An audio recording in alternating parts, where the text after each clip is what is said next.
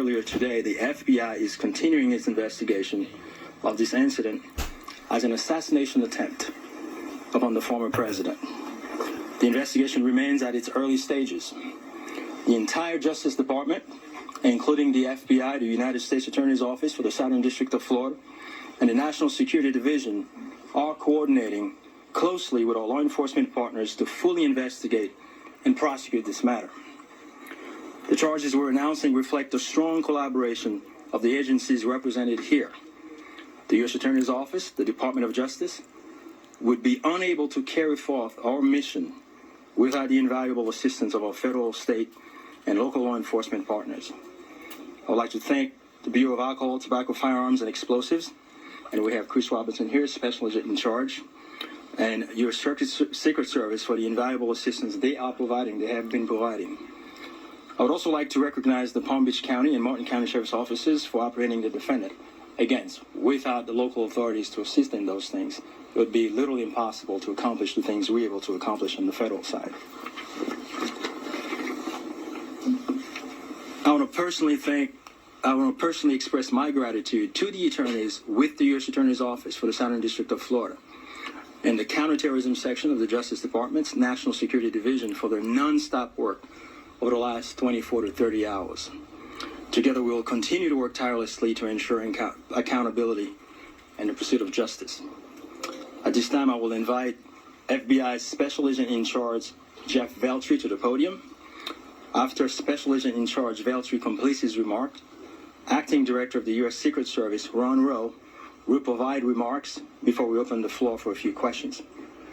On our end, given that this is a pending matter before the court and the investigation is ongoing, all comments will be limited. Thank you very much. Jeff.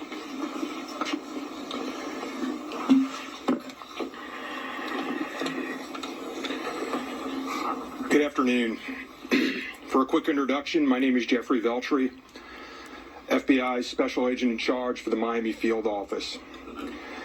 The FBI immediately responded to the scene here in West Palm Beach, Florida, and we are investigating this matter as an apparent assassination attempt of former President Trump.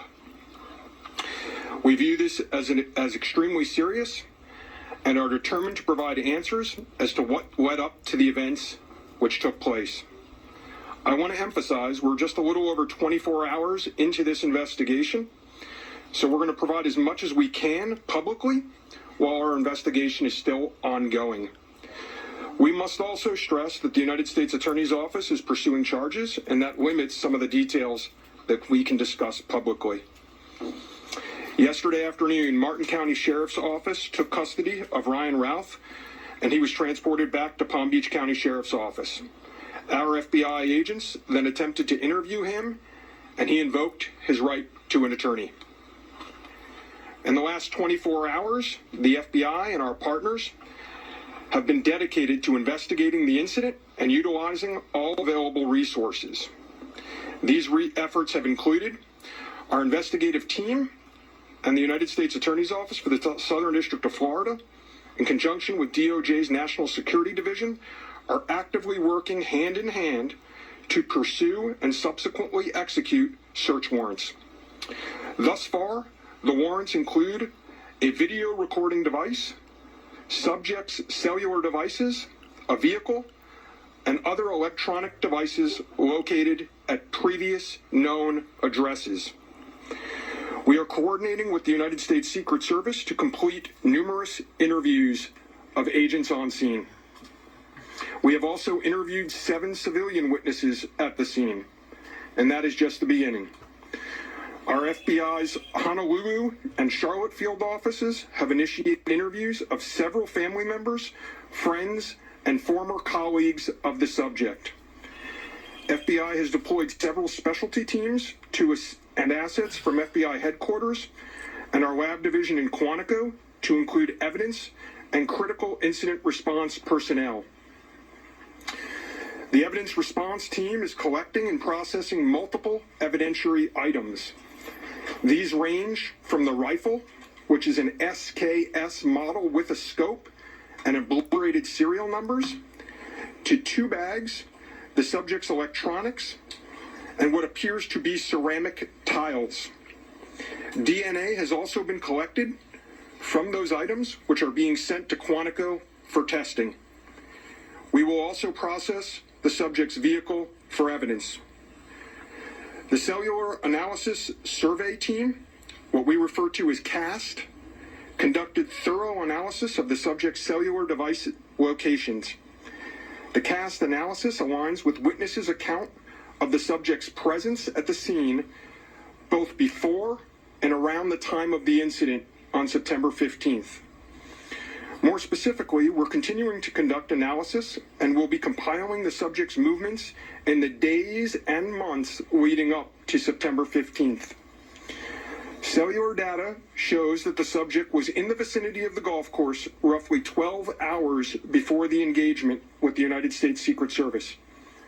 Our investigative teams conducted a neighborhood canvass in an effort to collect and obtain relevant video footage.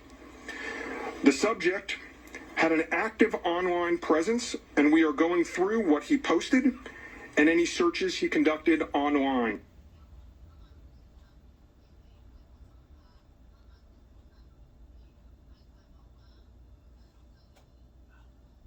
Request to companies for returns on the subject's phone and social media accounts. We received several returns and are waiting on additional responses from other companies as well.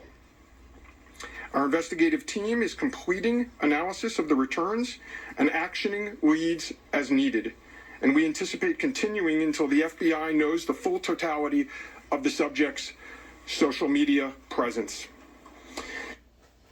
Background. In 2002, as the United States Attorney mentioned, the subject was charged and convicted in North Carolina for possession of a weapon of mass destruction. Law enforcement checks also revealed that from 1997 to 2010, the subject had numerous felony charges for stolen goods. I can also share with you that he was the subject of a previously closed 2019 tip to the FBI where it was alleged he was a felon in possession of a firearm. In following up on the tip, the alleged complainant was interviewed and did not verify, I repeat, did not verify providing the initial information. The FBI passed that information to local law enforcement in Honolulu.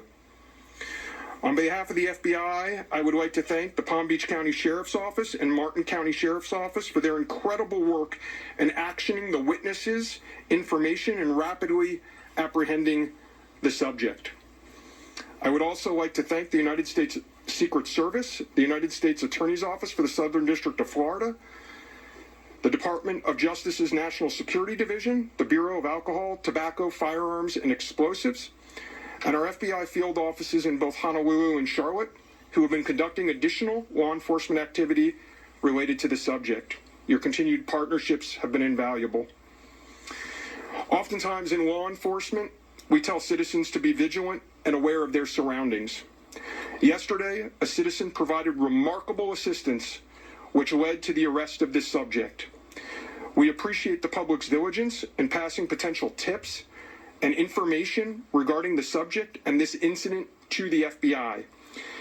If you have any information, please call 1-800-CALL-FBI or go online to tips, that's tips.fbi.gov.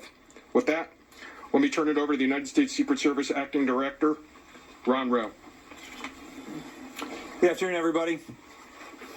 Yesterday afternoon, this country was reminded of the heightened and dynamic threat environment that the United States Secret Service and its protectees face on a daily basis. Immediately following the assassination attempt of former President Donald J. Trump on July 13th, the Secret Service moved to increase assets to an already enhanced security posture for the former president. In the days that followed, President Biden made it clear that he wanted the highest levels of protection for former President Trump and for Vice President Harris. The Secret Service moved to sustain increases in assets and the level of protection sought. And those things were in place yesterday. At approximately 1:30 p.m., former President Trump was playing golf during an off-the-record movement to the Trump International Golf Course. a Secret Service advance agent supporting the front edge of the agency's layered approach to protection, encountered an individual attempting to secrete himself in the wood line. This happened, the alleged gunman was on the public side of the fence near the 6th green. A layered approach of security is integral to the Secret Service's protective methodologies, and it's also the key to our success. As former President Trump was moving through the 5th fairway across the course and out of sight of the 6th green, the agent, who was visually sweeping the area of the 6th green, saw the subject armed with what he perceived to be a rifle and immediately discharged his firearm. The subject, who did not have line of sight to the former president, fled the scene. He did not fire or get off any shots at our agent. With reports of gunfire, the former president's close protection detail immediately evacuated the president to a safe location. The protective methodologies of the Secret Service were effective yesterday. The former president's protective apparatus allowed for the early identification of the threat and led to a safe evacuation. The increased assets directed by President Biden were in place yesterday. These included the counter-sniper team elements, counter-surveillance counter-surveillance agents on the exterior, counter-assault teams partnered with local tactical actors from the Palm Beach County Sheriff's Office, and counter-unmanned aerial system elements. All of these entities were present yesterday. And while all of these assets were in place, as I've said publicly, we must satisfy the basic requirements of the Secret Service's protective methodologies. In partnership with local law enforcement, we did just that. And the agents' hypervigilance and the detailed swift action was textbook. And I commend them and our partners for an exemplary response in keeping former President Trump safe. And I will tell you, having served in local law enforcement in Palm Beach County, I can state that I am tremendously impressed and appreciative for all of the efforts of the Palm Beach County Sheriff's Office and Sheriff Schneider with the Martin County Sheriff's Office. But what was critical to this was the quick reaction, the response, the hypervigilance of the men and women of the United States Secret Service, who since July 13th have been rising to meet an unprecedented and hyper-dynamic threat environment. And they are rising to this moment, and I could not be more proud of them and the way they have executed, not only yesterday, but what they're doing today and what they are doing tomorrow and what they will always do, because it is their duty. Thank you.